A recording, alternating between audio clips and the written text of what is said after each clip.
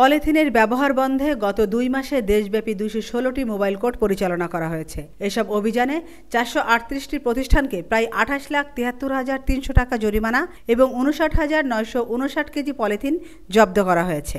বন, পরিবেশ ও জলবায়ু বিষয়ক মন্ত্রণালয়ের এক সংবাদ বিজ্ঞপ্তিতে এ তথ্য জানানো হয়। অভিযান শেষে মনিটরিং সেল এর সভাপতি ও অতিরিক্ত সচিব তপন কুমার বিশ্বাস এসব তথ্য জানান। তিনি বলেন, পলিথিনের কারণে পরিবেশ দূষণ ভয়াবহ আকার ধারণ করেছে।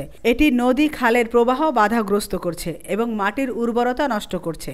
নিষেধাজ্ঞা কার্যকর করতে জনসচেতনতা বাড়ানো ও বিকল্প ব্যাগ ব্যবহারের অভ্যাস গড়ে তোলার আহ্বান জানান তিনি। আমেনা ইসলাম, নিউজ ডেস্ক, আজকের সংবাদ।